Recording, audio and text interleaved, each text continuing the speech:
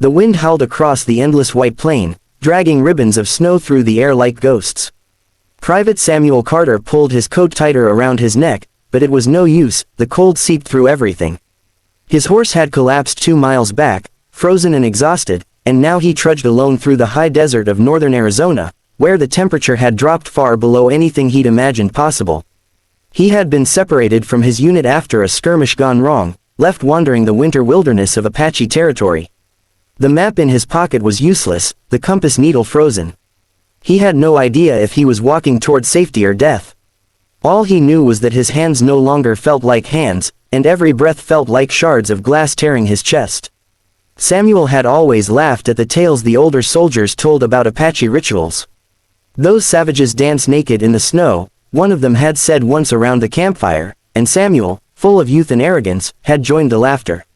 They must be mad, he'd mocked. Maybe the cold freezes their brains. The others had chuckled, proud of their uniforms and rifles, sure that civilization meant superiority. But tonight, lost beneath a sky of hard, glittering stars, Samuel would have traded all his training for a single piece of the wisdom those savages carried. By the time he stumbled into the canyon, the moon had risen high, turning the snow silver. He was half conscious, his lips cracked, eyes watering from wind. Then, through the blur, he saw them, shapes moving by the firelight, silhouettes of men and women wrapped in fur and blankets, their dark hair catching the light of the flames. For a moment, fear gripped him. Apache. Every instinct screamed to raise his rifle, but his hands were too numb to hold it. He collapsed before he could decide whether to beg or fight. When he awoke, he was inside a shelter, made of wood, hide, and woven mats, warmed by a small fire. The air smelled of herbs and smoke. An elderly Apache man sat beside him, feeding twigs to the flames. His face was carved with deep lines, eyes like polished obsidian stones. Samuel's first instinct was to reach for his weapon, but it was gone. He tried to sit up, but dizziness flooded his head. The man said something in his language, soft and low, and gestured for him to rest. Samuel didn't understand the words, but the tone, calm, firm, almost fatherly, made him obey. Hours passed before Samuel could speak. The man returned with a bowl of steaming liquid. "Drink," he said in accented English. "You almost dead." Samuel sipped. It was bitter, earthy, but warmth spread through his body like a small miracle. He tried to ask where he was, but his tongue felt heavy. The man introduced himself simply as Tacklish, and pointed to himself when saying the name. Then he gestured at Samuel. "You." The soldier mumbled his name.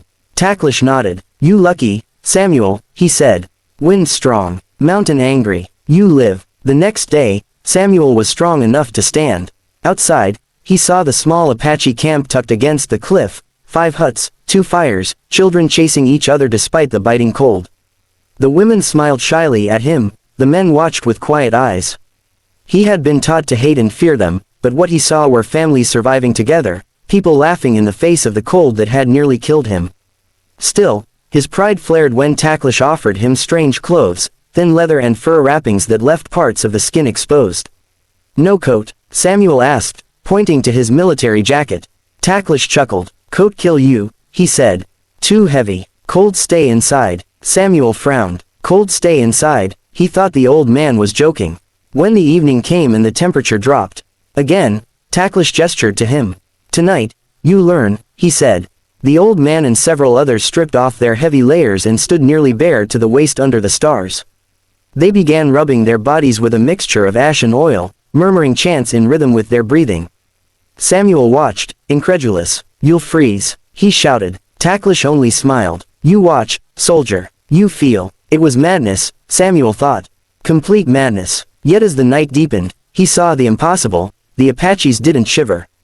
Their skin steamed in the cold, breath steady, movements graceful.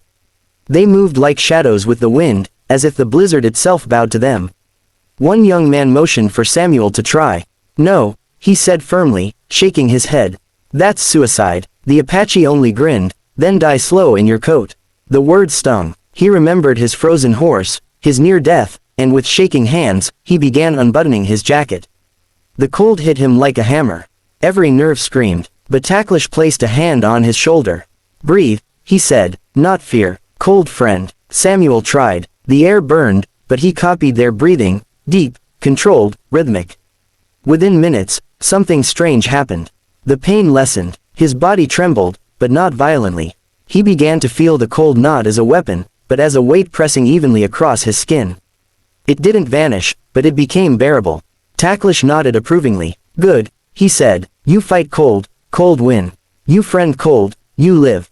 That night, Samuel slept without his coat for the first time in his life, wrapped in only a thin blanket.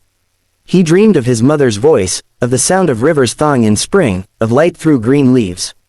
When he awoke, the fire had gone out, but his body was warm. The realization struck him with awe and shame. He had mocked this ritual once, called it primitive. Now it had saved his life. Days passed. Samuel stayed among them, learning their ways. He helped gather wood, fetch water, even laughed with the children. Tacklish taught him that every part of nature had a spirit, the stones, the wind, the snow. You soldiers think land yours, he said one night. You take. Land not belong to man. Man belong to land. Samuel listened, humbled. For the first time, he saw how small humans were in the face of the earth's vast patience. One evening, a young boy fell sick, burning fever, shallow breathing. The camp grew silent with worry. Tacklish gathered herbs and began chanting. Samuel, remembering the medical training from his unit, rushed forward. He needs warmth, he said. Water, maybe infection. Tacklish looked at him with deep sadness. No doctor, no medicine. Samuel hesitated. He had morphine and iodine in his abandoned saddlebag, 2 miles north. He could get it, but the cold was merciless, the path nearly invisible. You not go, Tacklish warned. Storm come. Samuel looked at the child's mother, her eyes wet, her lips trembling. Something inside him shifted. If I don't go, he said quietly, the boy dies. He left before dawn, taking only a torch and a knife. The wind tore at him as he climbed the ridge, retracing the trail by memory. Several times he fell, blood freezing on his knuckles, breath growing faint. But he kept walking, repeating the old man's words, cold as your friend. Breathe. Hours later, he reached the half-buried saddlebag near his horse's bones. The sight of it broke something inside him, a reminder of how close he had been to dying alone. He grabbed the medicine, wrapped it in his shirt, and turned back. The storm had fully arrived now, snow swirling like smoke. He could barely see 10 feet ahead. He walked blind, driven only by instinct and the faint hum of a song Tacklish had taught him, about strength. In stillness, courage in the wind. When he finally staggered back into camp, half frozen, the Apaches rushed to meet him. They pulled him inside, shouting his name. Tacklish took the medicine from his trembling hands without a word and set to work. Through the night, Samuel drifted in and out of consciousness, but he heard the boy's breathing steady, the mother's quiet sobs of gratitude. When morning came, the child lived. Tacklish placed a hand on Samuel's forehead. Now you one of us, he said softly. Not because you save life. Because you give. The days turned to weeks. Samuel's uniform became tattered, his boots worn, but his spirit felt strangely lighter. He laughed easily, worked hard, even learned a few Apache words. Yet the time came when he had to leave. The snow began to melt, and Tacklish told him the soldiers were near. You go back, he said. Tell them we not all enemy. Samuel nodded, throat tight. He wanted to say more, but the old man simply embraced him and whispered, remember the cold. When Samuel found his unit again, they were shocked to see him alive. We thought you froze out there, his captain said. Samuel smiled faintly. Almost did, he replied. But someone taught me how to live with the cold. They asked about the Apaches, what he'd seen, what they were planning. Samuel paused. He could have said they were hiding, armed, dangerous. Instead, he said quietly, they're just trying to survive, same as us. His words earned suspicious looks, but he didn't care. Something in him had changed forever. Months later, the army prepared an operation against an Apache village rumored to be hostile. When Samuel read the coordinates, his heart sank. It was the same canyon. That night, he packed a canteen, a knife, and left camp quietly. He couldn't let it happen. He reached the village before dawn, breathless, desperate. The people woke in alarm until Tacklish appeared, calm and unafraid. You come back, the old man said. Why? Samuel's voice broke. Soldiers are coming. They'll attack at sunrise. Tacklish didn't flinch. Then we leave, he said simply. We take only life, not war. Together they worked through the night, guiding families to hidden paths, carrying children, covering tracks. By the time the sun rose and the soldiers arrived, the canyon was empty, silent but for the whispering wind. When the captain found Samuel among the rocks, he was furious. "You warned them," he shouted. Samuel didn't deny it. "I saved them," he said quietly. "The same way they saved me." The captain's jaw tightened. "You're a traitor." Samuel looked past him at the horizon glowing pink with morning light. "Maybe," he said, "or maybe I finally learned who the real enemies are." They court-martialed him, stripped him of rank, sent him home in disgrace. But Samuel carried no bitterness. He returned to a small town in New Mexico, working as a carpenter, living quietly. Every winter, when the first snow fell, he would walk outside, remove his coat, breathe the icy air, and remember the chant, "Breathe, not fear."